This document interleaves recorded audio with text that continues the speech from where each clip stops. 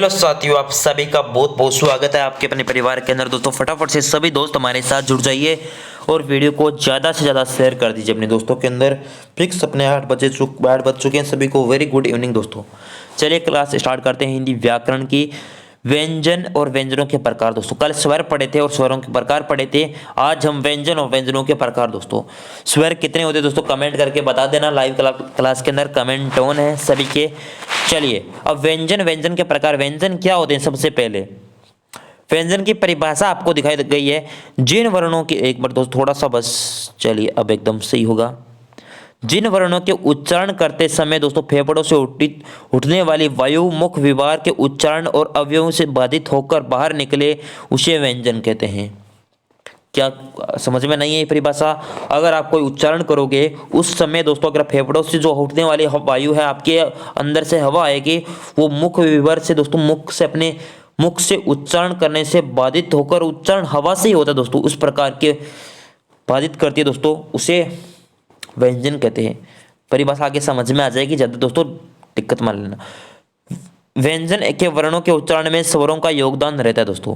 अगर आप व्यंजन में, अगर दोस्तों वर्णों के उच्चारण में दोस्तों हमेशा और हमेशा स्वरों का योगदान रहेगा, अर्थात प्रत्येक व्यंजन वर्ण ए स्वर से ही उच्चारित होता है। इनकी कुल संख्या 33 है। क्या है? व्यंजनों की कुल संख्या कितनी है? 33। चलिए अब दोस्तों 33 किस प्रकार है? सारे के सारे पढ़ने वाले हैं। मुख्य रूप से व्यंजनों को 3 भागों में बांटा गया है। उन्हें कितने? 5 भागों के अंदर। इसके अंदर 3 भागों के अंदर कौन कौन से दोस्तों जल्दी से बताएंगे, कौन कौन से आपके प्रकार हो जाएंगे इनके व्यंजनों के? व्यंजनों के कौन कौन से प्रकार हो जाएंगे आपके? 3। एक तो हो जाएगा स्पर्श व्यंजन, आपके सामने ही है। दूसरा अंतःस्थ व्यंजन और तीसरा है ऊष्म व्यंजन। ठीक है, तो पहला व्यंजन की तरफ परिभाषा दोस्तों, पहले व्यंजन की पढ़ेंगे। वे व्यंजन वर्ण जिनका उच्चारण कंठ, तालु, मूर्धा, दंत, होष्ठ आदि स्थानों से होकर स्पर्श होकर दोस्तों होता है, तो उनका स्पर्श व्यंजन कहते हैं। अगर आपके कंठ से होगा, तालवा से होगा, मूर्धा क्या होती है? जेब से, और मुंह से दोस्तों, दंत से, होठों से, सारों से होता है दोस्तों, जिनका उच्चारण उन्हें कहते हैं, या स्पर्श करते हुए दोस्तों उच्चारण होता है, तो उसे स्पर्श व्यंजन कहते हैं। नाम से पता लग रहा है। हिंदी वर्णमाला में दोस्तों वे पंक्तियां जिनमें वर्णों की संख्या 5 होती है, वे वर्ग कहलाते हैं। क्या दोस्तों? सारे आगे वर्ग बताएंगे। इनका नामकरण उस पंक्ति के प्रथम वर्ण के अनुसार होता है। वर्गों के सभी वर्ण स्पर्श व्यंजन कहलाते हैं। ये आपके कौन से हैं? अरे ये कौन से आपके वर्ण? कितने वर्ण हैं? 25। ठीक है, और अब दोस्तों यहां पर परिभाषा पढ़ी थी ना, वे वर्ग कहलाते हैं जिनका नामकरण उस पंक्ति के प्रथम वर्ण की दोस्तों। क वर्ग हो गया, च वर्ग हो गया, ट वर्ग हो गया, तय पर और प वर्ग, ये कितने वर्ग हो गए आपके? प वर्ग तक। तो दोस्तों आपने देखा कितने हुए आपके वर्ण? 25। कौन कौन से? क वर्ग के अंदर दोस्तों क, ख, ग, घ, ड़। च वर्ग के अंदर च, छ, ज, झ, ये। ट वर्ग के अंदर ट, ठ, ढ, ढ, ण। त के अंदर त, थ, द, ध, न। प वर्ग के अंदर प, फ, ब, भ, म। बस ये हो गए आपके 25। कितने स्पर्श व्यंजन कितने होते हैं? 25 होते हैं। कौन कौन से आपके सामने हैं? इनका उच्चारण करके देखो, ऊपर परिभाषा के अकॉर्डिंग हो रहा है या नहीं हो रहा है। ठीक है, चलिए अब आ जाते दोस्तों कौन से? अरे कौन से? अंतःस्थ व्यंजन। वे व्यंजन जिनका उच्चारण में न तो स्वरों की भांति होता है और न ही व्यंजनों की भांति है, अर्थात इनका उच्चारण जीभ, तालु, दांतों, होठों से परस्पर सटाने से ही होता है, परंतु कभी पूर्ण स्पर्श नहीं होता। वह संख्या इसकी कितनी है? 4। अंतःस्थ व्यंजन कितने हैं? 4। ये रेलेव है दोस्तों, इनका यूज करके परिभाषा के अकॉर्डिंग देख लो। बस दोस्तों बस इतना ही है। अब दोस्तों एक नोट लगा के लिखना है आपको। नोट, ये और वह को अर्थ स्वर भी कहा जाता है। ठीक है, अब आ गया तीसरा, ऊष्म व्यंजन। वे व्यंजन, वे व्यंजन ध्वनियां जिनका उच्चारण करते समय घर्षण के गर्म वायु बाहर निकलती है, उसे वे ऊष्म व्यंजन कहलाते हैं। संख्या कितनी है? 4। स है। अब दोस्तों आप सभी को पता हो गया, अगर इनको बोलोगे दोस्तों तो अपने ऊष्म व्यंजन जिसका घर्षण होगा जेब का, तभी दोस्तों उसमें ऊष्मा का व्यक्त होगी। इस प्रकार की क्वेश्चन दोस्तों, सॉरी इस प्रकार के बने वर्ण। ठीक है, समझ में आ गया? कोई डाउट नहीं है? आपके कितने अपने व्यंजन हुए? सारे 33। स्पर्श व्यंजन अपने स्पर्श के अंदर 25 और अपने दूसरा अंतःस्थथ के अंदर दोस्तों 4, 25 और 4 29 और उसमें व्यंजन के अंदर 29 और 4 33। आपके 33 व्यंजन पूर्ण हो गए। नेक्स्ट अब पढ़ेंगे दोस्तों व्यंजनों की ध्वनियों का वर्गीकरण। व्यंजन होती है उसकी ध्वनियों का वर्गीकरण किस प्रकार है उसकी चर्चा करने वाले हैं। व्यंजनों का वर्गीकरण प्रमुख रूप से दो आधारों पर किया जाता है, उच्चारण के स्थान के आधार पर, पर्यतन के आधार पर।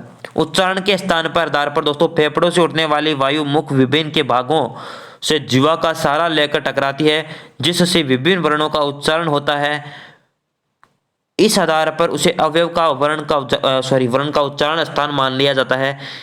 तो इसके आधार पर निम्न भेद होते हैं दोस्तों। उच्चारण के स्थान पर और प्रयत्न के आधार पर दो होते हैं दोस्तों। उच्चारण के आधार पर कौन कौन से होते हैं आपके सामने है ये।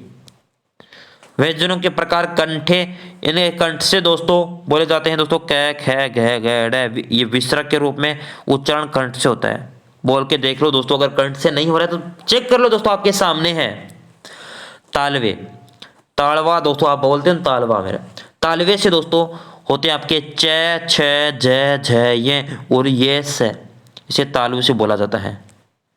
अब मूर्धनीय, मूर्धनीय जीव, जीव से दोस्तों टे, ढे, ढे, णे, रे से, ये आपके मूर्धा से। दंते से, दांत से त, थ, ध, न, ल से, ये आपके दांत से या दंत से उच्चारण होता है। और होठों से दोस्तों होता है आपके प, फ, ब, भ, म, व। होस्ट से ओष्ठ। चलिए अब दोस्तों कुछ परिभाषाएं हैं, एक बार ध्यान से पढ़ लो परिभाषाओं को दोस्तों। एक बार मैं 1 मिनट का आपको समय दूंगा, मैं डायरेक्ट ही स्क्रॉल करूंगा दोस्तों, ठीक है ना। या आप ही पढ़ो दोस्तों, आप पढ़ोगे परिभाषा तब आपको ज्यादा याद रहेगी। ये समझाने वाली कुछ भी नहीं है, एक बार पढ़ दो बस। मैं फुल जूम कर देता हूं आपके लिए,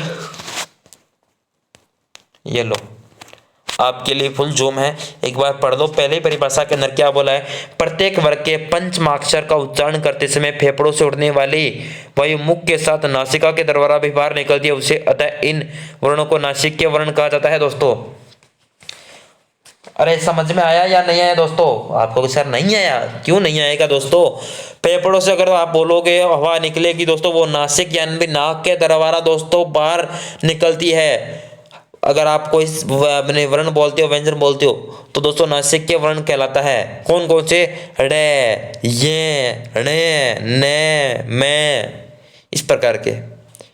अब आ जाती है वह तथा फे का उच्चारण करते समय नीचे का होस्ट ऊपर से, होठ दोस्तों, होस्ट का अर्थ क्या? होठ ऊपर वाले दंतों को स्पर्श करता है तो उसे दंतोष्टे कहा जाता है दोस्तों, ठीक है।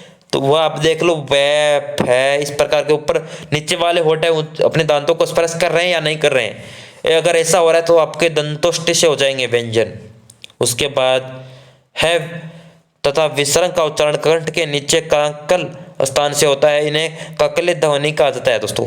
है बोलोगे दोस्तों तो आप कंठ से भी नीचे दोस्तों बोला जा रहा है, ऐसा लग रहा है, हमें प्रतीत हो रहा है। उसके बाद ऊपर के दांतों तथा मसूड़ों के संधि स्थल से थोड़ा ऊपर का भाग वत्स कहलाता है। ये न, ल, स, झ का उच्चारण करते समय जीव वतर्स क्षेत्र को स्पर्श करती है और वर्तर्स ध्वनियां उत्पन्न कहलाती है, ध्वनियां कहलाती है। वह चीजें समझ में आ गई, ठीक है। अब आ जाती है पर्यतन के आधार पर दोस्तों। पहला पढ़ लिया दोस्तों, अब दूसरा पढ़ेंगे पर्यतन के आधार पर। पर्यतन के आधार पर वर्णों को उच्चारण करते समय मुख द्वारा किया जाने वाला दोस्तों अपने यत्न पर्यतन कहलाता है। पर्यतन दो प्रकार का होता है, अभ्यंतर पर्यतन, बाह्य पर्यतन। दो प्रकार के, अभ्यंतर और बाह्य। अभ्यंतर क्या होंगे? अभ्यंतर प्रयत्न वर्णों के उच्चारण के समय प्रारंभ में जो प्रयत्न किया जाता है उसे अभ्यंतर यानी शुरुआत से अंतर। अगर आप कोई प्रयत्न करोगे बोलने के अंदर दोस्तों, अगर कोई शब्द के अंदर दोस्तों उसे अभ्यंतर कहते हैं। उसके अंदर कौन कौन से? स्पर्शी व्यंजन, स्पर्श संग्रही व्यंजन, नासिकीय व्यंजन दोस्तों, ये सारे व्यंजन के अंदर आते हैं। जिन व्यंजनों के उच्चारण में श्वास का जिह्वा या होठों का स्पर्श होता है तो उसे अवरोध के समय श्वास का सपोर्ट के बाद बाहर निकल जाता है तो उसे कहते हैं। इसके अंदर दोस्तों क वर्ग, ट वर्ग, त वर्ग और प वर्ग के आरंभिक 4 वर्ण आते हैं। ये आपके सामने है, 4 वर्ण ही आते हैं इनके मध्य, नोट कर लो।